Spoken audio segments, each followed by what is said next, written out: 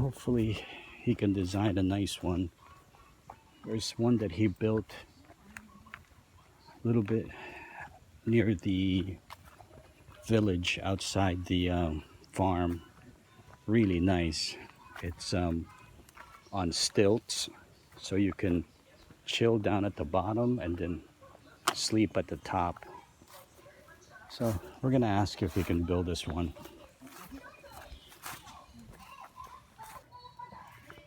A very nice place.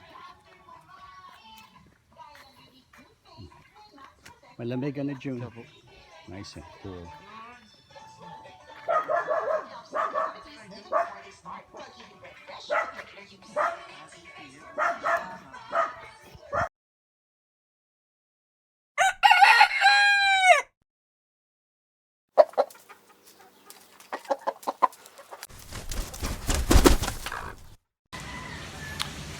Two things. It's New Year's Day, so Happy New Year to everybody. And a couple of things. One, it's rainy season. Not a good time to go home if you are trying to work on projects. It's hit or miss every day. This week we had 8 days full of on and off rain and hard rain, and so at night it rains really hard, and what you get is a bunch of muddy fields,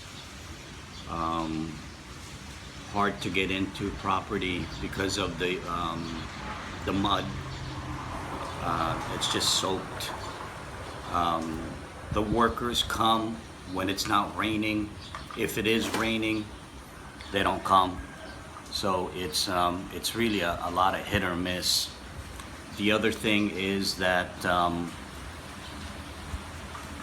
if you have materials, they get soaked. Just can't help it.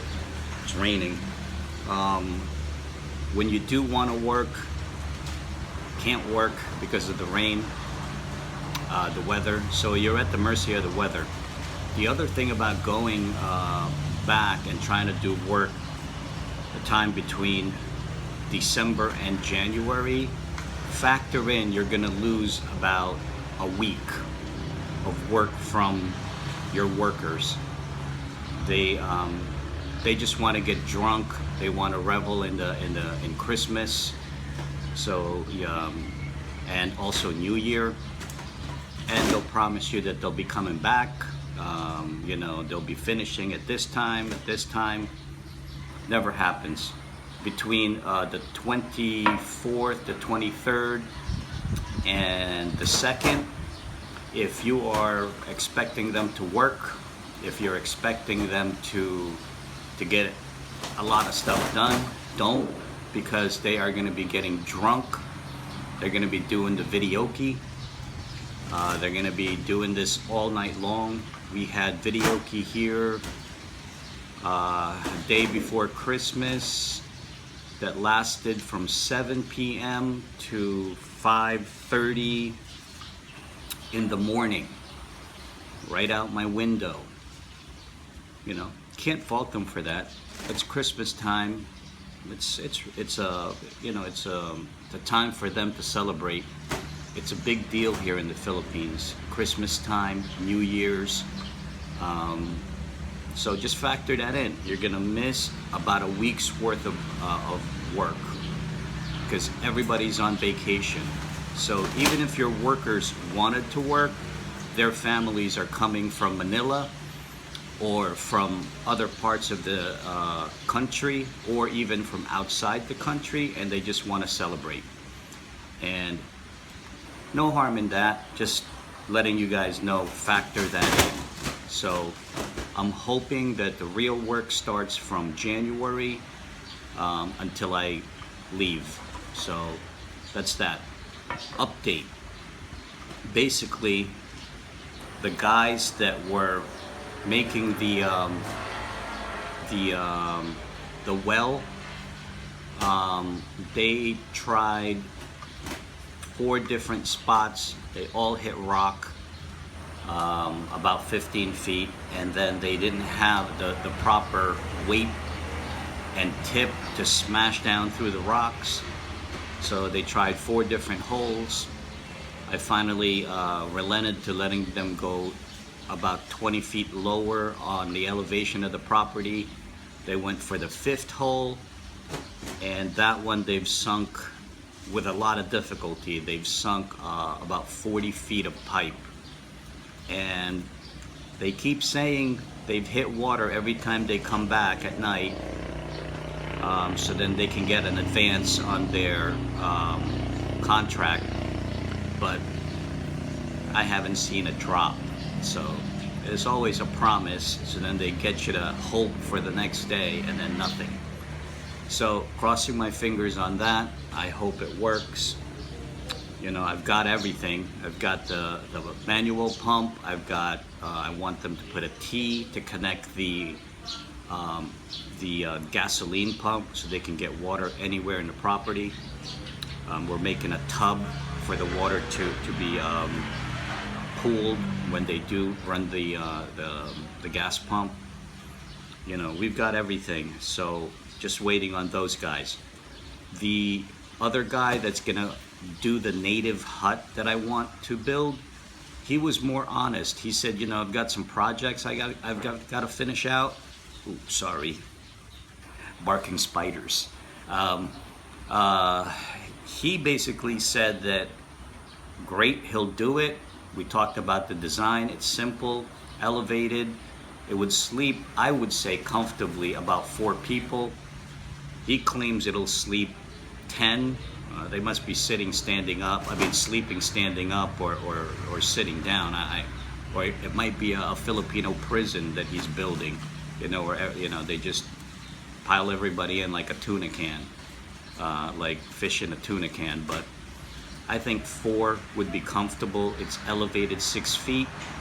I like the design, and funny thing is that design was already built as you're going into the village, and I saw it on my right side as I'm going through to get to the lot. And we found a builder. Rex helped me find a builder, and so he was honest. He said he's gonna, you know, finish up, and he'll start, you know, in the beginning of the new year. So I always, you know, I like that, and I'm hoping that, you know, he can get started and get going. He'll also source out the material, and he'll also, he's also a mason. So I wanted the post not to be concrete, not to be wood, but concrete.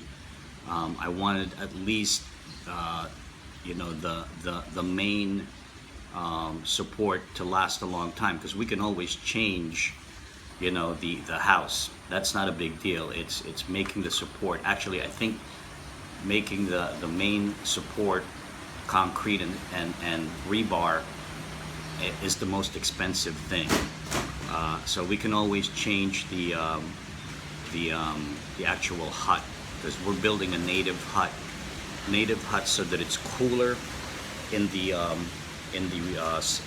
summertime, and you know, it'll keep the boys from getting soaked if they're staying there at night to beat the thieves to the harvest. We've been shoring up the fence. That part of my budget was not factored in. I've probably spent another $700-800 on razor wire, barbed wire, tools, because I do want to make it hard for them to get into the property. I don't want them to think it's a, you know, harvest time, freebie, let's go to Marinella's farm, you know, take 20-25% of the harvest and disappear into the river. Not gonna happen. I'm gonna make it hard.